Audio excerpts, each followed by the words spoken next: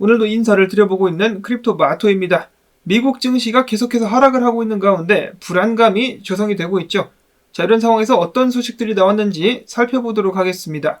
일단 달러는 계속해서 강세를 보이고 있는 가운데 증시들 전반적으로 1% 이상의 하락을 보여주고 있습니다. 비트코인을 비롯한 암호화폐 같은 경우는 그래도 오늘 상황만 놓고 봤을 때는 그나마 잘 버티고 있는 것이 아닌가라는 생각이 들기도 하는데, 그럼에도 불구하고 일단 굉장히 불안한 것이 사실이죠. 지금 현재 가격 26,198달러, 이더리움은 1,586달러 선에서 거래가 진행 중에 있습니다. 오늘 첫 번째 소식은 미국 경제에 관한 소식으로 시작을 해보도록 하겠습니다. 지난 8월에 이어서 9월에도 미국의 소비자 신뢰지수가 지속적으로 하락하면서 경기 침체 우려가 심화되고 있다는 주장들이 나오고 있습니다. 지난 8월에 소비자 신뢰지수 108.7포인트를 기록했는데 9월에는 103포인트대로 떨어졌었고, 또한 소비자들의 기대지수 같은 경우도 83.3포인트에 비해서 73.7포인트로 지난달에 비해서 큰 폭으로 하락을 했습니다. 자, 왜 이렇게 하락을 하고 있는 것이냐? 소비자 신뢰지수가 왜 떨어지고 있는 것이냐?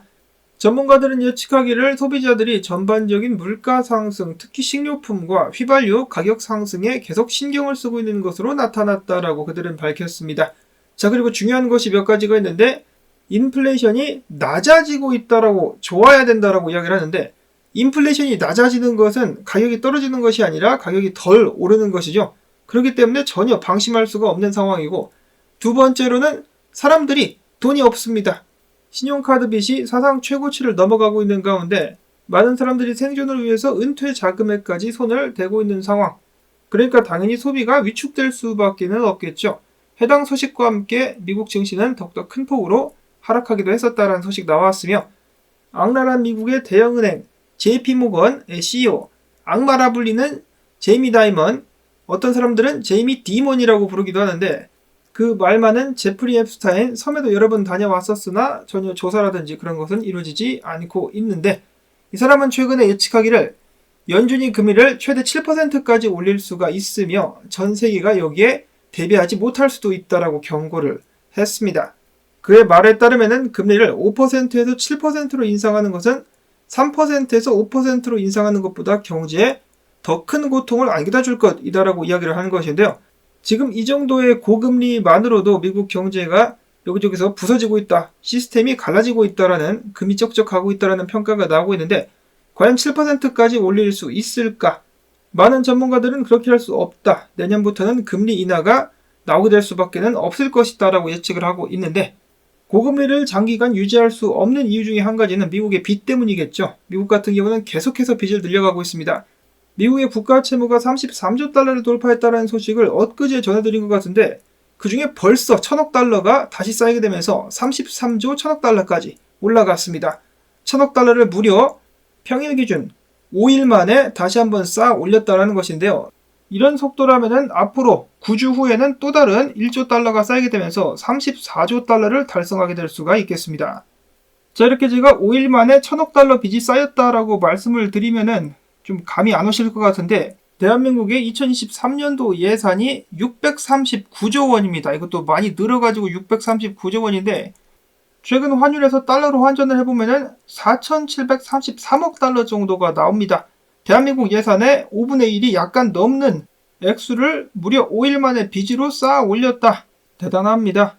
여기에 만기가 되는 미국의 빚을, 또 다른 빚을 내가지고 막게 된다면 이번에는 금리 5%가 그대로 적용이 되게 된다. 미국이 강대국인 것도 맞고 달러가 기축통화인 것도 아직까지는 맞습니다만은, 이런 상황이 언제까지 유지가 될 수 있을까요? 한편 JP모건 이야기가 나와서 말인데, 이 자식들은 정말 입에서 안 좋은 말이 안 나올 수가 없습니다. 최근에 고객들에게 공지를 보내가지고 하는 말이, 다가오는 10월 16일 이후로 고객들이 암호화폐를 사려고 한다, 암호화폐 관련된 지불을 하려고 한다면 은행 자체 내에서 거래를 중단시키겠다라고 엄포를 놨습니다.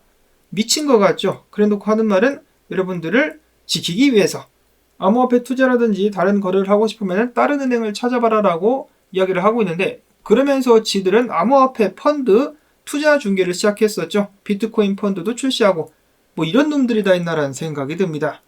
이어서 국제 유가가 150달러를 찍을 수도 있다라는 경고가 계속해서 나오고 있는데요. 자, 그러면 인플레이션은 계속해서 심화될 수밖에는 없을 것 같습니다.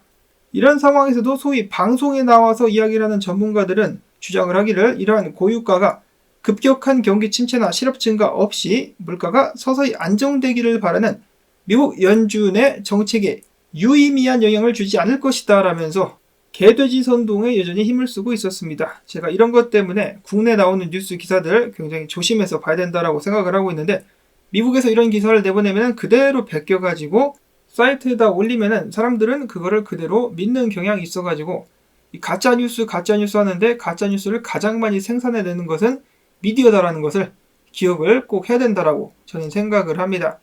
자, 한편 기존의 은행들, 과거에도 마찬가지로 이런 식으로 대출 기준을 엄격하게 했을 때 언제나 경기 침체가 찾아왔었다라고 하는데요. 자, 그 수준까지 지금 달해가고 있습니다.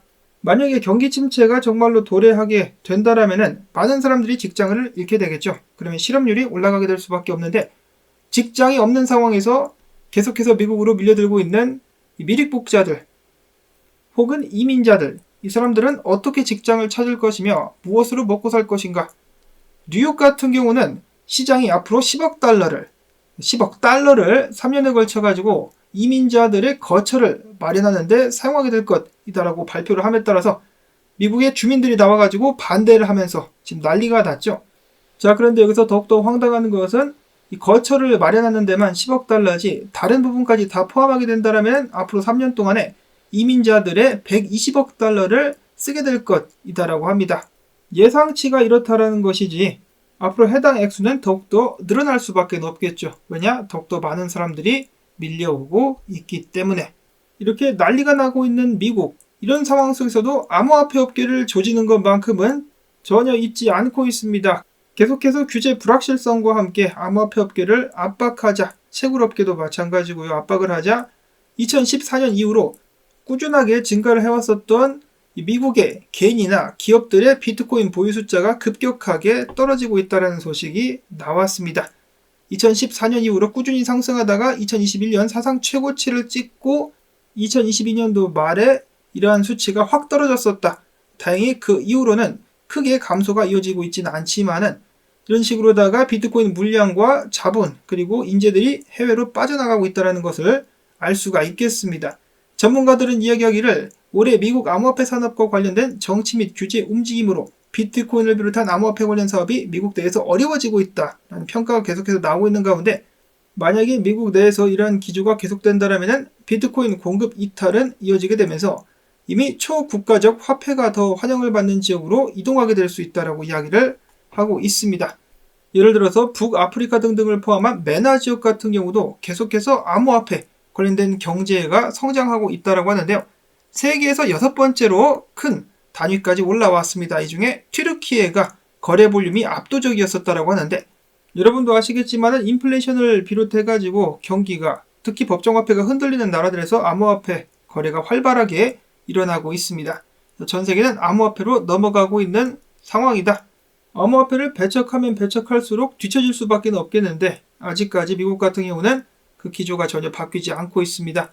게리 겐슬러 같은 경우는 그 개판을 쳐놓고도 아직까지도 사임하거나 그런 모습이 전혀 보여지고 있지 않은데요. 내일 다시 한번 청문회에서 SEC 감독 문제에 대해서 증언을 하게 될 예정이라고 합니다. 미국의 투자은행 번스타인 같은 경우는 SEC가 비트코인 현물 ETF를 내년 초에 승인할 가능성이 있다라고 밝혔는데요. 그렇게 되면 암호화폐 관련된 투자 펀드 운용 산업이 엄청나게 성장할 것이다 라는 전망을 내놨습니다. 지금은 약 450억에서 500억 달러 규모의 간의 수공업 수준이지만 앞으로 5년 후에는 뻥튀기가 돼가지고 5천억, 6,500달러 수준까지 상승할 수 있을 것이다라고 이야기를 한 것인데, 자, 그러려면은 어떻게 됩니까? 미국 내에서 비트코인 채굴 및 암호화폐 산업에 관련된 규제를 정립하고 좀 풀어줘야 되겠죠. 과연 그러한 변화가 미국 내에서 발생할 수 있을 것인가? 이어서는 분석으로 넘어가 보도록 하겠습니다. 마이크로소프트, 미국을 대표하는 대형 기술주 중에 하나가 계속해서 하락을 하고 있습니다. 좋지 않죠? 자, 이런 상황 속에서 오히려 암호화폐 분석가들은 조만간에 비트코인이 반등할 수 있을 것이다 라고 예측을 하고 있는데요. 첫 번째로는 크립토 뉴보 같은 경우는 이야기하기를, 내가 저번 주말에 예상을 했었던 대로 S&P 500 같은 경우는 여기는 갭을 맥구로 내려가고 있는 상황 속에서 비트코인 같은 경우는 저항을 뚫는 것처럼 보이나 내가 봤을 때는 가짜 상승, 뚫는 척 했다가 다시 미끄러져 내려오게 될 것이다 라고 이야기를 했고, 비트코인 같은 경우도 가짜 하락을 했기 때문에 지금부터 조만간 반등을 이어갈 수 있지 않겠느냐라는 분석 계속해서 유지를 하고 있었으며, 다음으로 로만 분석가도 똑같은 이야기를 하고 있습니다. 비트코인이 26,050달러를 유지를 한다라는 전제하에 지금 가격 하락과 동시에 볼륨이 떨어지고 있으므로 반등 및 이 상승할 수 있는 기회가 오게 될 것이다 라고 이야기를 하면서 본인은 롱을 때릴 준비를 하고 있다라고 밝혔습니다. LG 분석가 같은 경우도 똑같은 관점 유지하고 있는데요. 다시 한번 쏟을 수 있겠지만 해당 자리 26,000달러짜리를 지켜줄 수 있다라면, 그 위까지 다시 반등할 수 있다라면 추가적인 상승 기회가 오게 될 것이다 라고 이야기를 했습니다.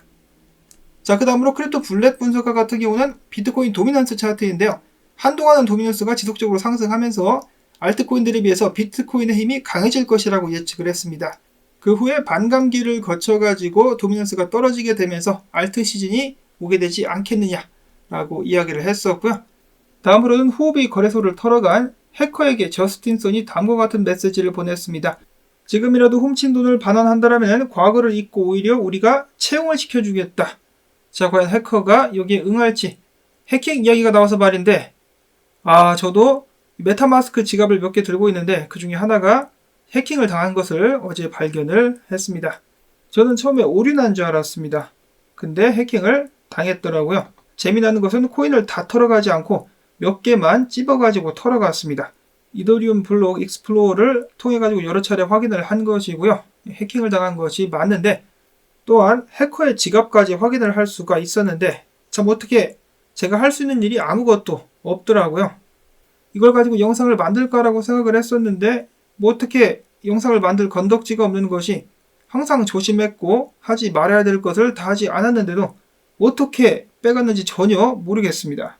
자, 아무튼 다 털리지도 않았고 자산들은 분배가 되어 있음에도 불구하고 저한테는 큰 돈이기 때문에 굉장히 좀 기분이 좋지 않았었는데요. 그래도 뭐 어쩌겠습니까? 털고 앞으로 나아가는 수밖에는 없겠죠. 아무튼 여러분들도 각별히 조심하시고, 특별히 이 메타마스크 같은 거 쓰시는 분들께서는 많은 자산을 거기에 보관하지 않기를 추천을 드립니다. 다음으로는 국내 소식. 원래 금융정보분석원 같은 경우는 가상자산 예치 및 렌딩 서비스 등은 특근법상 신고 업무에 해당하지 않는다라고 명시를 했는데 바꿨답니다. 바꿔가지고 해당할 수도 있다. 해당하는 것도 아니고 해당할 수도 있다라고 이야기를 해가지고 업계에 혼란을 일으키고 있다라는 소식이 나왔었고요. 자, 그 다음에 마지막으로는 혹시라도 궁금하신 분들이 계실까봐 들고 와본 소식. 미국 암호화폐 커뮤니티에 큰 무리를 빚고 있는 빗보이로 알려진 브라이언 암스트롱이 어제 유튜브로 생중계를 하다가 경찰에 체포되는 사건이 발생을 했습니다. 그는 최근에 사기, 약물 남용 등의 혐의로 자신의 채널 및 회사에서 쫓겨났는데요. 그 후에 고급 롤렉스 시계 등을 차고 자금, 모금, 후원을 하는 등 여러 가지 무리를 빚기도 했었는데, 왜 그가 어제 체포를 당했느냐에 대해서 좀 말씀을 드리자면은, 자신의 람보르기니를 비즈니스 파트너가 빼앗았다, 이것을 되찾겠다라고 하면서 라이브 방송을 켜고 이를 찾아가기 위한, 따지기 위한 과정을 방송을 했습니다. 근데 I'm doing better than ever right now while I know that my boss has basically extorted and blackmailed. 자, 이런 식으로다가 방송을 켰는데 애가 좀 이상하죠? 마치 뭐에 취한 듯한 모습을 보여주고 있다가 나중에 이 집 앞에 도착하니까 이 사람이 빗보이가 오는 걸 알고 경찰을 불러놓은 거죠. 그래서 경찰이 이 사람을 잡고 물어보는데 전 비즈니스 파트너를 찾아가는 과정에서 총을 들고 갔습니다. 트럭 안에 총을 들고 가가지고 이 문제뿐만 아니라 더욱더 커뮤니티를 깜짝 놀래켰었던 사건. 이 사람이 와이프를 두고 바람을 폈습니다. 바람을 폈는데 바람핀 여자도 이때 당시 트럭 안에 같이 있었다라는 것이죠. 그래가지고 많은 논란이 됐었습니다. 이렇게 해서 체포가 된 빗보이 크립토, 정확한 죄목은 아직 알 수가 없다라고 하는데요. 대충 짐작은 해볼 수가 있겠죠. 자, 아무튼 여러 가지로 지금 현재 암호화폐 시장 상황을 잘 대변해주는 그런 사건이 아니었나라는 생각이 듭니다. 자, 아무튼 이렇게 해가지고 난장판단 소식들 몇 가지를 전해드릴 수가 있었는데, 이런 상황 속에서도 정신을 바짝 차리고 집중해가지고 꼭 나중에 성공할 수 있도록 해야 되겠습니다. 나온 정보들 도움되셨다면 오늘도 수고했다는 의미에서 시청료 주기, 광고 영상 봐주기, 좋아요 및 댓글 부탁을 드리면서 저는 다음에 새로운 소식 가지고 인사를 드리도록 하겠습니다. 안녕히 계십시오.